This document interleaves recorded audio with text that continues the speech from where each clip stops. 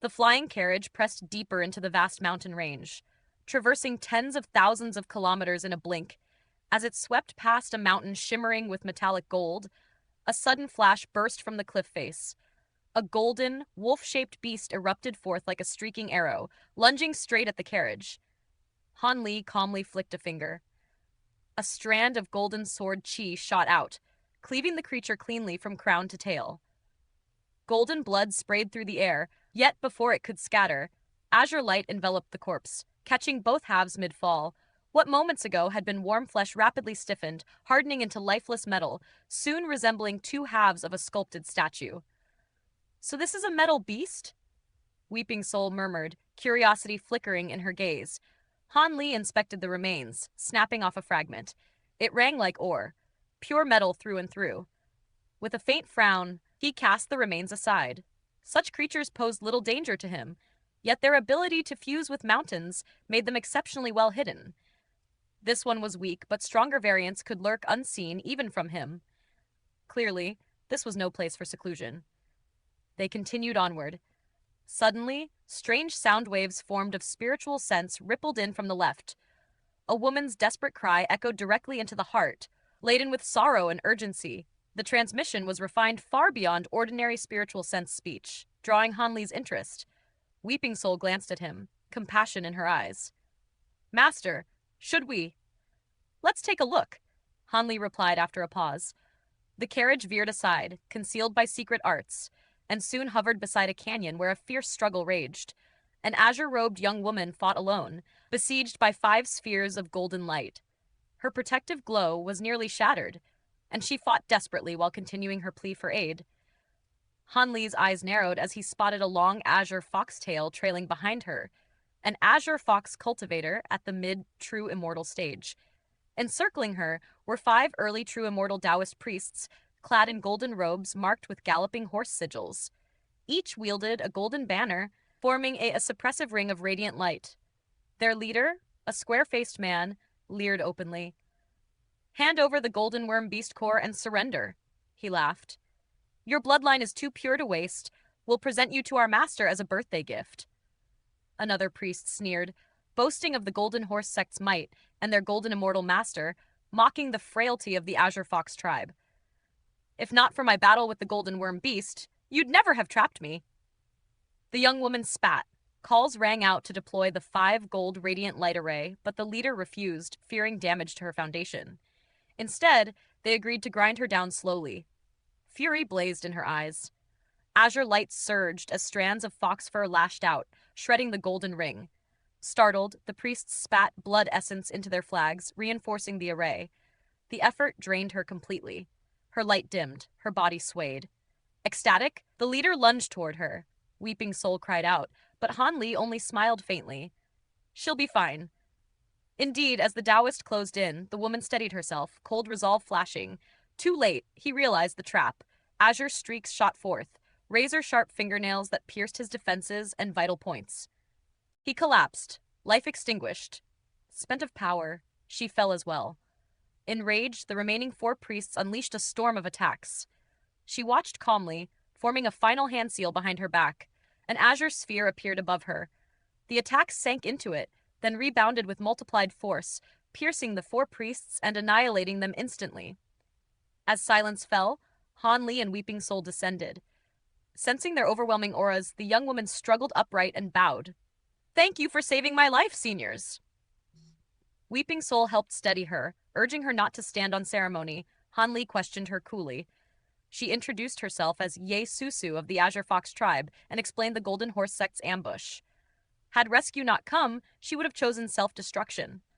Learning of the sect's vast power and multiple golden immortals, Han Li nodded thoughtfully. Seeing her pale and trembling state, he released a wave of azure light into her body. Warmth flooded her meridians, healing her injuries in moments and even nourishing her demon core. Seizing the chance, Ye Susu sat down at once, crossing her legs to refine the newfound power as the mountain winds whispered around them.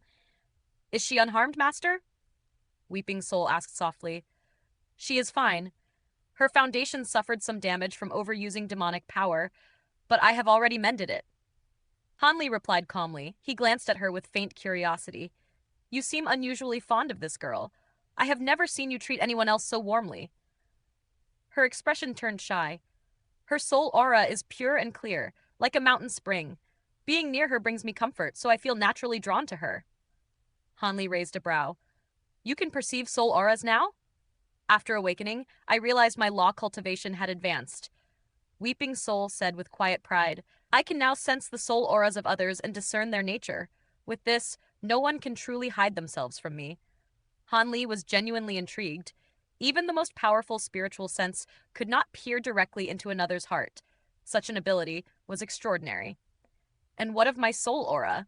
He asked out of curiosity. Yours is too vast for me to fully grasp, but overall it carries an upright and righteous presence, she replied. Hanli shook his head lightly. I wouldn't call myself righteous. I merely act with a clear conscience. Weeping Soul answered earnestly, the path of cultivation is filled with peril. Those who are overly kind or weak-willed cannot go far. Sometimes one must be cold-hearted or risk harming both oneself and those one cherishes. Though you may appear detached, you adhere to your own moral code in all things. That is rare among cultivators of your realm. Hanli smiled faintly. It seems you not only see hearts more clearly now, but the world as well. With a sweep of his sleeve, azure light surged forth, drawing over the storage tools of the 5 fallen Golden Horse sect cultivators. He ignored their treasures, focusing instead on several scriptures detailing the Golden Origin mountain range, information of immediate value. He read carefully while Weeping Soul stood quietly beside him. More than 2 hours passed in silence. When Ye Susu finally rose, her complexion was radiant. Not only had she fully recovered, her aura was noticeably stronger. Senior, I can never repay this kindness, she said sincerely. You saved my life and even aided my cultivation. Please, allow me to return the favor. It was nothing, Hanli replied dismissively. Then please come to our Azure Fox City and stay a while. Let me show proper gratitude and hospitality, she pleaded with hopeful eyes. Both Ye Susu and Weeping Soul looked to Hanli. After a moment, he nodded. We have no fixed destination while traveling the Golden Origin mountain range. Very well. Overjoyed, Ye Susu released a sphere of azure flame, reducing the corpses to ash, then summoned a flying boat. The 3 boarded and drifted deeper into the mountains. May I know your names, seniors? She asked. I am Hanli. She is Weeping Soul. There's no need for formal titles, he replied, choosing not to hide his name. After years of false identities, he had grown weary of them. Ye Susu shook her head firmly. I cannot. You saved my life. Etiquette must be observed. Hanli smiled, but did not argue. My master saved you. I did nothing, Weeping Soul added cheerfully, clasping Ye Susu's hand. Just call me Weeping Soul. Only after seeing Hanli's calm reaction did Ye Susu relax and chat freely. The two quickly bonded. Ye Susu lively and talkative, Weeping Soul curious about this unfamiliar immortal land. Soon the flying boat entered a vast col thousands of kilometers wide. Within stood an enormous city, 6 walls of towering golden material nearly as tall as the surrounding mountains. Dozens of massive golden pillars encircled it, each crowned with a colossal golden sphere. Several streaks of light approached, revealing Azure Fox cultivators. Their leader, a tall, thin man, greeted Ye Susu joyfully, then eyed Hanli and Weeping Soul warily. Mind your manners, Ye Susu scolded. These are honored guests who saved my life. The man froze in shock. Hastily apologizing with a salute, Hanli merely glanced below. Beneath the col lay a powerful wood attribute spirit vein, nourishing lush vegetation. The location was rich in both metal and wood chi, an excellent settlement. The city's golden walls were made of dark gold rock, etched with black rings like tree growth and emanating a chilling aura. This material keeps metal beasts at bay, Ye Susu explained. Without it, survival here would be impossible. Hanli nodded, recalling the same from the scriptures. After sensing their cultivation, the tall man grew even more respectful and led them toward the city. Through voice transmission, Ye Susu asked about her mother's condition. Though stable, the reply carried unease. Ye Susu declared resolutely that she had gathered the materials for the Bloodform Origin Restoration Array and would cure her mother completely. Hanli overheard everything and grew thoughtful. They passed beneath the gate marked Azure Fox City and entered freely. Inside, a broad stone road lined with wooden shops stretched ahead. Some buildings were made from raw logs, untouched and rustic. Tall trees grew throughout the city, lending it a fresh, natural charm. Our city is small but pleasant, Ye Susu said proudly. It truly is, Hanli agreed, noticing Weeping Soul's bright, curious gaze. Her happiness pleased him, yet stirred a quiet melancholy. Since awakening, she had grown more like a carefree human girl, and the sight reminded him of Jin Tong. Many years had passed since they parted. He wondered where she and Xiaobai were now, and whether they were safe. Ye Susu bowed with a trace of guilt, explaining that her mother, the chief of the Azure Fox tribe, was gravely unwell and cultivating in seclusion, unable to receive guests. She offered her apologies on the chief's behalf. Han Li replied calmly that as visitors they should not disturb one in retreat, and instead asked Ye Susu to guide them through the city. Delighted, she dismissed the guards and led Han Li and Weeping Soul deeper within. Azure Fox City sprawled across thousands of kilometers, its flatlands cut by winding rivers and dotted with low hills. Verdant greenery flourished everywhere, lending the city an elegant, tranquil charm. By dusk, they reached the city's heart, where towering wooden palaces rose in a grand cluster. Before the foremost palace stood a colossal nine-tailed azure fox statue, jade green and roaring toward the heavens. Ye Susu introduced it as the Heavenly Fox Palace, residence of the tribe's chief. When Han Li asked why it bore that name rather than Azure Fox Palace, she admitted the title came from ancient ancestors, its meaning long forgotten. Han Li merely nodded, unbothered. Nearby courtyards were reserved for honored guests. As night had fallen, Ye Susu settled them into one such quiet residence, posted guards outside, and took her leave. The courtyard within was refined. A stone path, blooming flowers to one side, a bamboo grove to the other, all swaying gently under the night breeze and releasing a faint fragrance. Han Li sat within the hall, clearly pleased. Weeping Soul soon spoke, her eyes gleaming. She asked if Han Li intended to enter seclusion here. When he raised a brow, she laughed softly, pointing out that he had not only saved Ye Susu, but even aided her cultivation and agreed to come to the city, all signs of a long stay. Han Li acknowledged her insight. The Azure Fox tribe was obscure and secluded, an excellent hiding place, and he had sensed no lurking dangers. Yet Weeping Soul frowned slightly, reminding him that the tribe harbored hostility toward humans. Without Ye Susu, they might already have been attacked. Displaying force would work, but was inelegant. Han Li merely smiled, gazing eastward, saying he already had a plan. Deep into the night, moonlight bathed the silent city. An azure figure streaked across the sky and landed in an eastern forest. It was Ye Susu. She now wore a splendid palace gown and a jade crown, radiating noble authority. Before her stood a small, dilapidated fox statue. With utmost reverence, she bowed, cut her fingertip, and let a drop of blood fall upon it. Azure light burst from the statue's eyes, space rippling as a hidden passage opened. After checking her surroundings, Ye Susu stepped through, the rift sealing behind her. At that instant, a faint shadow slipped in as well. Her vision cleared to reveal a vast basin filled with concealed spirit farmland. Though barriers hid the crops, rich medicinal aromas filled the air. As Ye Susu flew onward, the shadow resolved into Han Li, his eyes widening. From scent alone, he knew these spirit medicines were extraordinary, rivaling even his own flower branch garden. For such a modest tribe, this was astonishing. Intrigued, he descended for a closer look. Meanwhile, Ye Susu reached a green pond deep within the basin. A hidden staircase opened beneath an azure rock, leading underground. At its end lay a frigid stone chamber lit by white jewels and etched with star-like restrictions. Upon a jade bed lay an azure-robed woman, her lower body sealed within a miniature mountain of ice. Glacial chi filled the room, frost clinging to every surface. The woman's face was pale, veins bulging as she endured searing agony. Sweat froze the instant it formed. Beside her stood Elder Chu, a white-robed early golden immortal, channeling azure energy into the chief's body. Hearing footsteps, she greeted Ye Susu in surprise. The injured woman opened her eyes and smiled weakly, calling her daughter closer. Ye Susu rushed forward, tears spilling as she clasped her mother's hand. The chief soothed her, explaining that excessive glacial chi plagued her body, but Elder Chu was keeping it in check. She asked where Ye Susu had gone and whether she had faced danger.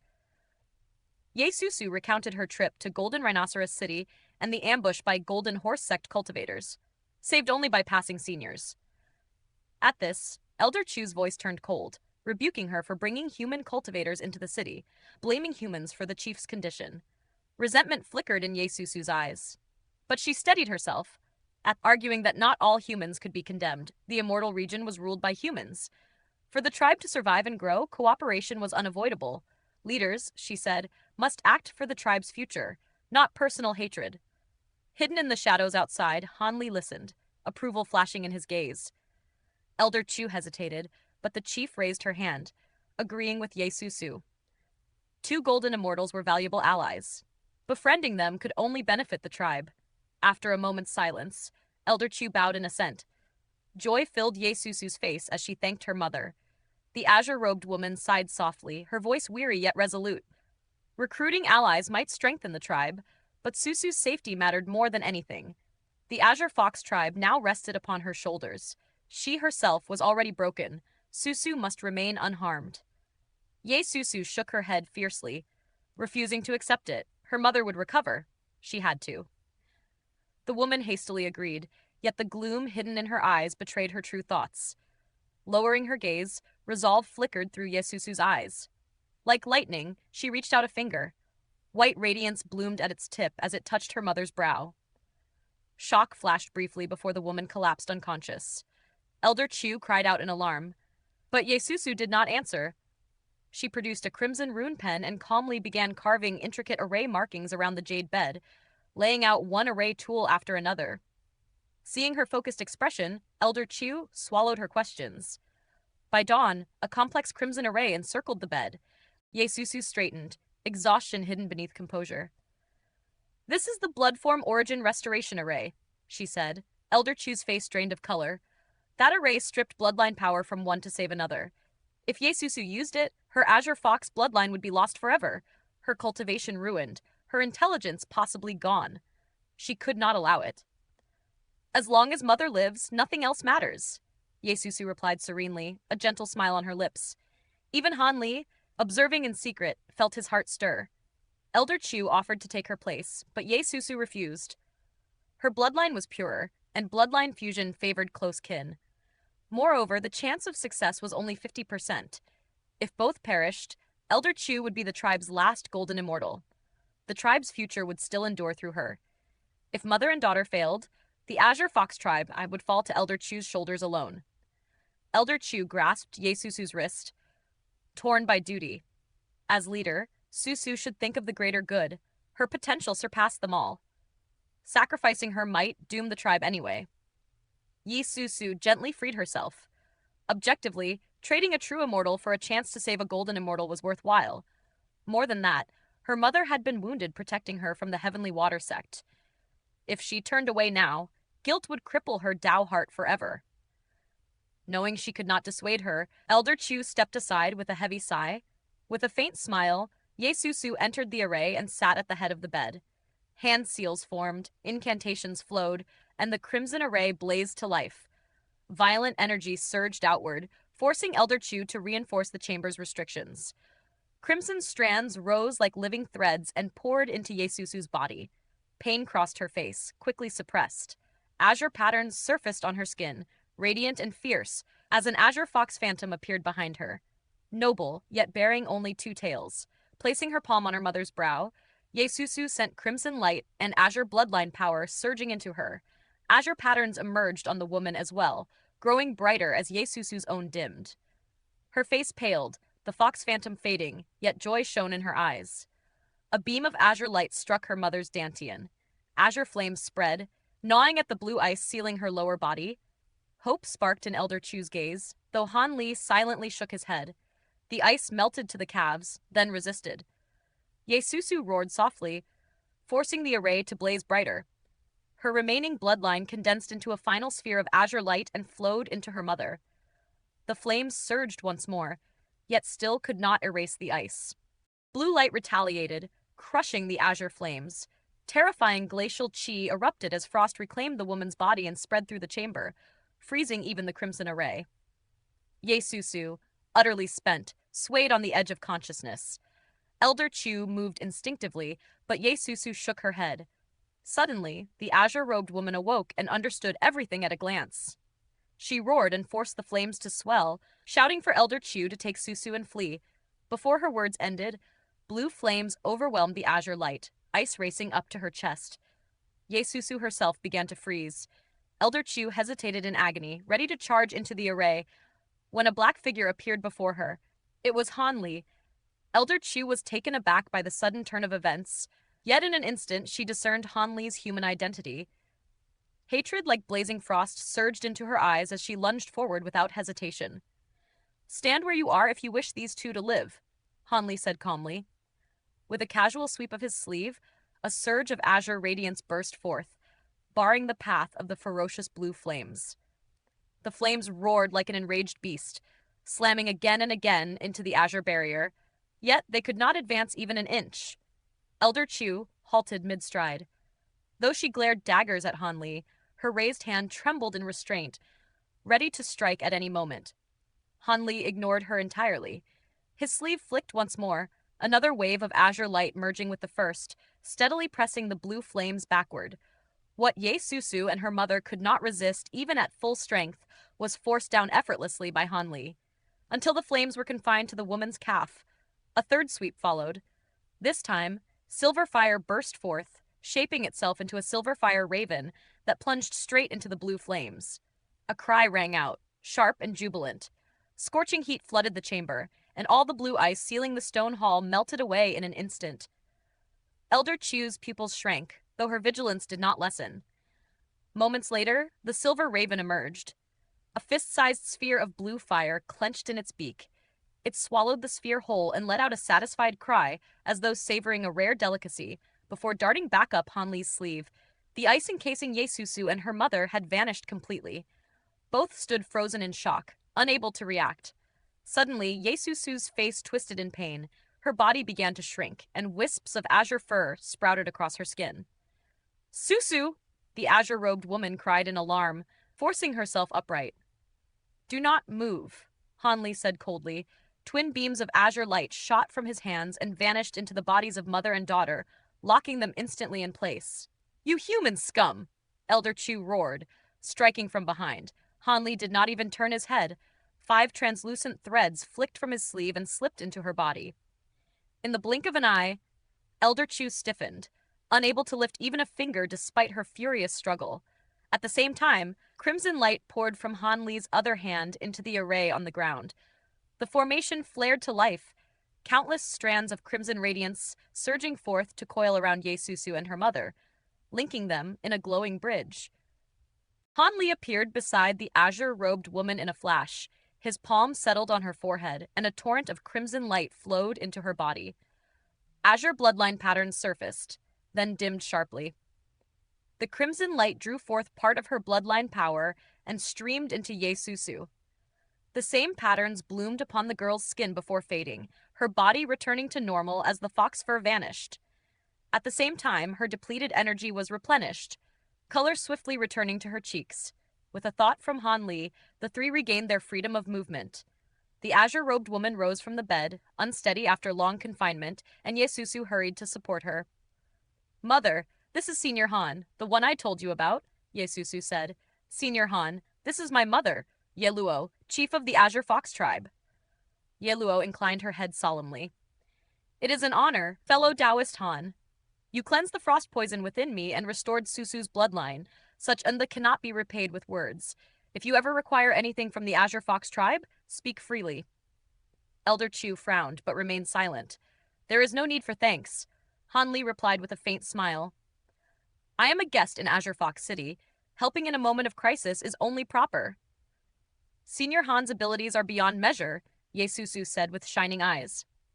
"You expelled the frost poison and returned my bloodline. How was this possible?" "I have some understanding of bloodline arts," Han Li replied vaguely. "Moreover, your bloodline had not fully dissipated. Had it done so, even I could not have saved you." "Thank you for saving our chief and young mistress," Elder Chu said stiffly, her tone sharp. "But how did you enter this place? This chamber has always been a guarded secret." "Elder Ye Chu," Ye Luo said sternly, "mind your manners. Fellow Taoist Han deserves gratitude, not interrogation." It is natural for Elder Chu to be cautious, Han Li said gently. I sensed violent energy fluctuations while strolling nearby. Seeing the urgency, I investigated and entered without formal notice. So that is the case, Ye Susu said softly, lingering fear still in her eyes. All this trouble came from your recklessness, Ye Luo scolded. If not for fellow Taoist Han, the outcome would have been disastrous. Ye Susu lowered her head, lips pursed in quiet defiance. Ye Luo sighed and said no more. Susu, escort fellow Taoist Han back to his residence. I will visit tomorrow. I shall take my leave, Han Li said, cupping his fists. Ye Luo returned the salute. Elder Chu watched him depart, her gaze cold and guarded. Han Li paid it no mind and left with Ye Susu in tow. They soon emerged above ground. Han Li paused, gazing down at the spirit fields below. I noticed this basin earlier. The spirit medicines here are of remarkable quality. Has your tribe long excelled in cultivation of plants? Relief had lifted Ye Susu's spirits, and she smiled easily. I am surprised you can see through so many restrictions, Senior Han. Then again, with your abilities, perhaps I should not be. Han Li only smiled. In spirit medicine cultivation, our Azure Fox tribe is unrivaled throughout the Golden Origin mountain range, Ye Susu said proudly, handing him a jade slip. If you need anything, just tell me. I am indeed seeking certain spirit plants, Han Li replied, scanning the slip with his spiritual sense before nodding. The list was complete. Nothing had been concealed. Please forgive Elder Chu's attitude, Ye Susu said quietly. Her parents and brothers were slain by human cultivators. Her hatred runs deep, but it is not directed at you alone. I understand, Han Li said calmly. They departed without further words. Within the underground chamber, Ye Chu laid down layer upon layer of restrictions. Ye Luo sighed softly. Elder Chu, I know your hatred of humans runs deep, but fellow Taoist Han has aided us more than once. At the very least, restrain yourself in his presence. Do you truly believe he helps us out of pure kindness? Ye Chu sneered. What do you mean by that? Ye Luo asked, her brows knitting.